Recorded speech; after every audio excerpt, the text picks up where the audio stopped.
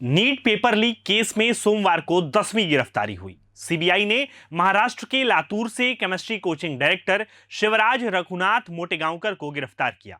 अधिकारियों के अनुसार रविवार को सीबीआई की तलाशी के दौरान रघुनाथ के मोबाइल से नीट यूजी का लीक पेपर बरामद हुआ। सीबीआई के मुताबिक मोटेगांवकर संगठित गिरोह का हिस्सा है जो नीट पेपर लीक कराने और आगे फैलाने में शामिल है। उसने अन्य आरोपियों के साथ मिलकर 23 अप्रैल को ही पेपर और आंसर की हासिल कर लिया और कई लोगों को दे भी दिया। सीबीआई ने 15 मई को मोटेगांवकर से उसके घर पर 8 घंटे तक पूछताछ की। मोटेगांवकर का लातूर समेत 7 जिलों में रेणुकाई केमिस्ट्री क्लासेस नाम से कोचिंग सेंटर चलता है। रविवार को सीबीआई ने आरसीसी के मेन ऑफिस पर छापा मारकर कई डॉक्यूमेंट्स और इलेक्ट्रॉनिक सामान भी जब्त किए। रिपोर्ट्स के मुताबिक कोचिंग सेंटर का 100 करोड़ का टर्नओवर है। सीबीआई को शक है कि सेंटर में नीट कैंडिडेट्स को लीक पेपर के सवाल उपलब्ध कराए गए।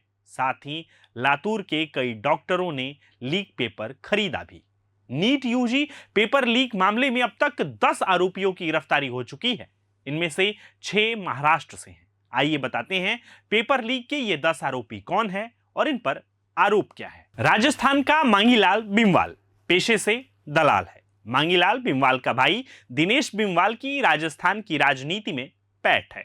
मांगीलाल बिमवाल का बेटा विकास बिमवाल राजस्थान में ही एमबीबीएस का स्टूडेंट है। तीनों पेपर लीक रैकेट का हिस्सा थे। आरोप यह है कि मांगीलाल बिमवाल ने शुभम से नीट पेपर के लिए 45 लाख रुपए में डील की थी। तीनों को गिरफ्तार कर लिया गया है। एक दलाल हरियाणा का भी है, नाम यश यादव बताया जा रहा है। उस पर भी आरोप यह है कि उसने भी शुभम को 15 लाख रुपए दिए और पीडीएफ हासिल किया। अब सवाल यह है कि शुभम कौन है, तो यहां सामने आता है महाराष्ट्र कनेक्शन। शुभम का पूरा नाम शुभम खैरनार है। वो महाराष्ट्र का एक दलाल है। उसने लोखंडे से पेपर लेकर टेलीग्राम पर सवालों की पीडीएफ बनाई।